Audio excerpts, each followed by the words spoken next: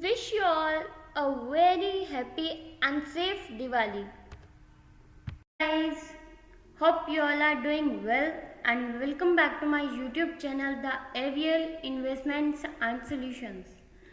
Today we are going to discuss about the concept of buyback of shares, including the types of buybacks, what are the benefits to the company or to the shareholders, what are the taxation benefits, and which buyback we should prefer if many buybacks are open at the same time, and other information as well.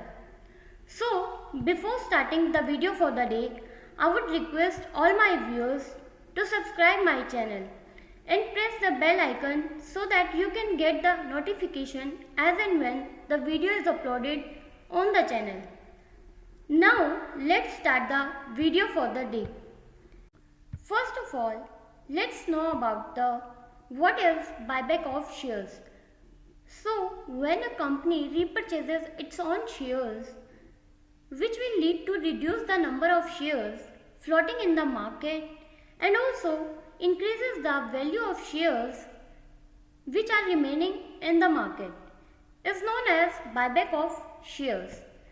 Usually, the company pays the higher price than the market price for buying back the shares of its own company. But there are different kinds of buybacks, so as the different pricing methods for buying back the shares of its own company. So let's know about the types of buyback of shares. First one is open market buyback. In this type of buyback, the company buys back the shares at the current market prices from the market with the help of its brokers. So, in this type of buyback, the company has no legal obligation to complete the buyback program and is also very cost effective and doesn't need to pay the premium price to the shareholders. For example, the recent buyback of shares by Kaveri Seeds Company Limited. And the next one is fixed price tender offer. In this type of buyback, a company makes the tender offer to the shareholders at a fixed price and on a fixed date. For example, as the same happened in the case of SIS Limited, Wipro Limited, and also going to happen in the case of Infosys Limited. And the next one is Dutch auction tender offer. In this kind of buyback, the price of the buyback is set in ranges, same as the IPO. But the minimum price of the particular range is greater than the current market prices of the shares. And then the shareholders makes the bid same as the IPO by specifying their number of shares and minimum price at which they are willing to sell. And the last type of buyback is direct negotiation. In this type of buyback, the company directly approaches some of the shareholders and directly negotiate the buyback price with the shareholders, which definitely includes premium as well. This offer is highly cost effective for the company. So, these all are the types of buyback offers, but at present, the most companies use only fixed price tender offer and open market buyback offer only. Now, the question arises, who get this opportunity to participate in this kind of buybacks? Does every shareholder get the same opportunity? So, the answer to this is no. Only those shareholders get this opportunity who have the company's shares on the stated dates. So, the question comes to our mind, is this on the announcement date? So, the answer is no. So, is this that we should hold shares on the next board meeting date? So, the answer is no. Is this on the AGM date? The the answer is no. If you want to participate in buyback, then you must have shares in your Demat account on X date as well as record dates so as to participate in the buyback of that particular company.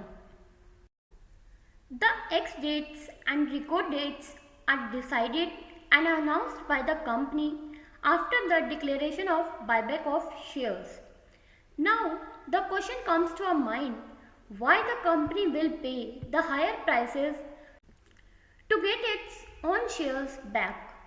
Are there any benefits to the company? So, the answer to this is yes. There are many benefits to the company as well. By announcing the buyback, the company indicates that its shares are undervalued in the market. The company has to pay less taxes while performing the buyback of shares rather than while distributing the dividends.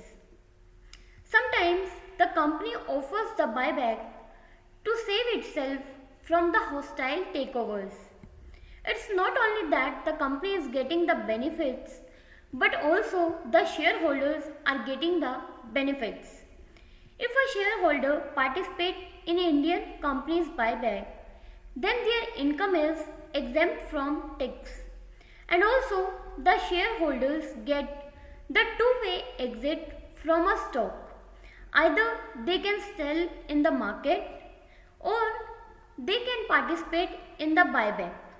And also due to buyback, there is improvement in the shareholders' value as well as earning per shares. But some buybacks are also not profitable. So before applying for any buyback or before considering to participate in the buyback, do your self research or take advice from your financial advisor. Is the buyback beneficial for long term or short term only? Is the market topping out? Is the buyback offer artificially boosting the prices? Is the earnings or growth declining for the company? So, before applying for any buyback, we should know or find out answers to all these questions. Now, the most important aspect that comes to our mind is should we also participate in the buybacks? So, I will state here that definitely yes, we should participate in the buybacks. But only after knowing the reasons why the company is offering the buyback and what kind of buyback they are offering, whether the company's earnings are rising, whether the company is still growing, etc., and other qualitative and quantitative factors of the company and the industry as well. Now, the question comes to our mind which is the most beneficial buyback if we want to be on a safer side? Then I will state here that it will be a fixed price tender offer in which there is a win-win situation on the both sides. I hope you must have learned something new in this video. And yes, don't forget to subscribe the channel and press the bell icon. And if you want to have more information, then check the description box. Thank you guys. Have a nice day. Have a happy and safe Diwali. Bye bye. Take care.